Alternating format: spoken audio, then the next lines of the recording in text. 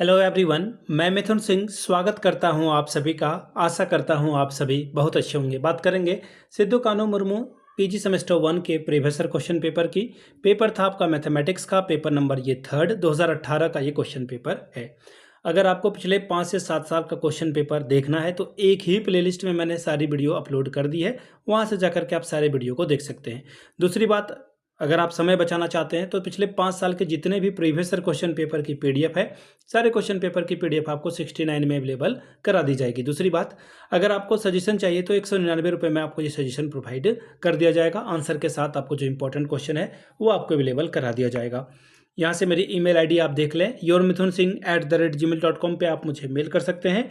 Insta पे अगर आप डू फॉलो मी @imithunsingh, बाकी आप मुझे व्हाट्सअप कर सकते हैं 7979054474 पे। तो चलिए आगे बढ़ते हैं और देखते हैं कि मैथमेटिक्स में किस तरह के सवाल पूछे गए थे। ये रहा आपका पेपर, यहाँ से आप देख पाएंगे सेमेस्टर 1 यहाँ से आपको दिख रहा होगा, मैथ का पेपर नंबर थर्ड 2018। ये जो है क्रेडिट बेस्ड चॉइस जो है पेपर है आपका, ठीक है। 3 घंटे का वक्त मिला था, फुल मार्क्स था 70 का। 70 में जो है आप 70 नंबर ला सकते हैं। देखिए यहाँ पे इन्होंने कहा है कि 5 सवालों का जवाब दें जिसमें क्वेश्चन नंबर 1 आपका क्या है, कंपलसरी है, ठीक है। जिसके लिए 7 सवाल पूछे जाएंगे, 2-2 नंबर हर एक सवाल के लिए मिलेगा। पहला सवाल, the most suitable answer of the following. आपको पहला क्वेश्चन बोला गया है, इसका आंसर आपको निकालने के लिए कहा गया था। तो देखिए इसका अगर आप सॉल्व करने जाओगे ना तो 1 स्क्वायर प्लस 1 माइनस 1 का whole square divided by root under 1 square plus 1 का स्क्वायर, यानी कि आ जाएगा √2 अपॉन √2, यानी कि इसका आंसर 1 आना चाहिए। यस, ऑप्शन नंबर थर्ड आपका करेक्ट हो जाएगा। आगे बढ़ेंगे।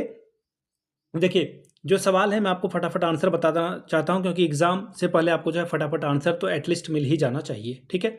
अब यहाँ पे सवाल बोला गया क्वेश्चन नंबर बी में, देखिए इसका जो करेक्ट आंसर हो जाएगा ये हो जाएगा इंटीजर। ये क्या हो जाएगा, 2n पाई इसका जो है हाँ पहला ही ऑप्शन तो है, ऑप्शन नंबर आपका 1 करेक्ट हो जाएगा। आगे बढ़ेंगे। The necessary condition for a function f(z) to be analytic is. इसके लिए कौन सा कंडीशन जो है होना चाहिए, ये सवाल आपसे पूछा गया है।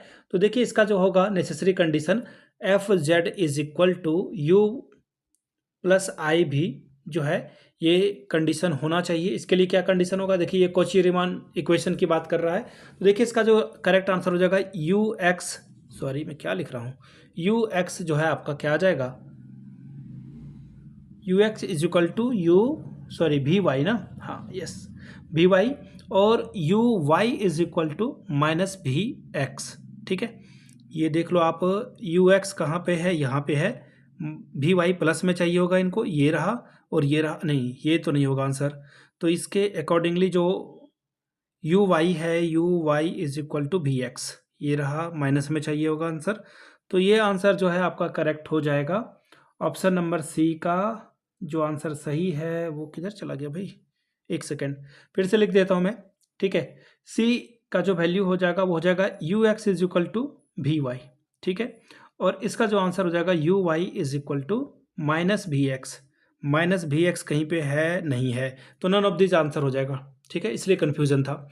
अगला सवाल है, देखिए let f(z) be an analytic function in a simply connected domain D enclosed by the rectifiable Jordan curve C। Question को पढ़ते नहीं, सीधा आंसर मैं आपको जो है करेक्ट बता देता हूं ताकि आप लास्ट समय में चीज़ों को आप खुद से कर पाएं। फिलहाल जो इसका आंसर हो जाएगा, करेक्ट आंसर वो हो जाएगा ऑप्शन नंबर 2 आपका सही जवाब है। अगला सवाल, let f(z) be analytic within and on the boundary C of a simply connected region D and let Z node to be pointed C when। इसका रिजल्ट क्या आएगा ये आपसे पूछा गया है। तो देखिए इसका जो सही जवाब हो जाएगा वो हो जाएगा ऑप्शन नंबर, आपका जो करेक्ट आंसर है वो हो जाएगा 1 ही सही यहाँ पर होगा। अगला सवाल F नंबर का, और F का जो करेक्ट आंसर है वो मैं आपको क्लियरली बता देना चाहता हूँ 1 मिनट में।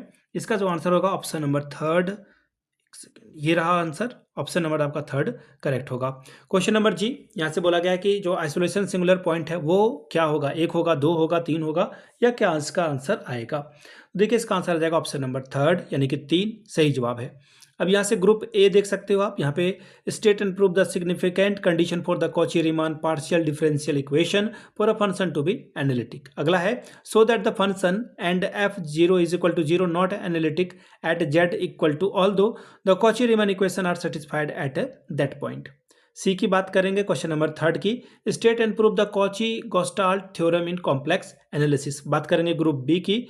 सवाल देखिए क्या बोला गया है, state and prove the Laurent theorem, और फिर आपको जो है ये प्रूव्ड करने के लिए बोला गया है। 2 क्वेश्चन था यहाँ पर। ग्रुप बी भी आप क्वेश्चन नंबर बी भी आपको दिखेगा, दोनों को जो है आपको प्रूव्ड करके दिखाना था। ग्रुप सी की बात करेंगे, यहाँ पे रॉज का जो थ्योरम है इसको स्टेट एंड प्रूव करना है, फिर है कॉची रेसिड्यू थ्योरम को स्टेट एंड प्रूव आपको करना है। ग्रुप डी का सवाल देखिए, आपको ये इंटीग्रेशन को सॉल्व करके दिखाना था, और फिर जो आपका कैलकुलस है उसको अप्लाई करके ये सॉल्व करना था। फिर से यहाँ से आपको देखिए 2 इंटीग्रेशन आपको दिखेंगे, इसको सॉल्व करना था।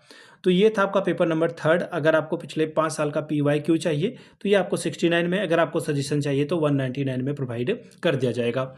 यहाँ से मेरी ईमेल आईडी आप देख लें, yourmithunsingh@gmail.com पे आप मुझे मेल कर सकते हैं। इंस्टा पे अगर आप हो डू फॉलो मी @imithunsingh। बाकी आप मुझे व्हाट्सअप कर सकते हैं 7979054474 पे। वीडियो को आपने यहाँ तक देखा, प्यार दिया, इसके लिए आप सभी का बहुत बहुत शुक्रिया। Have a good day.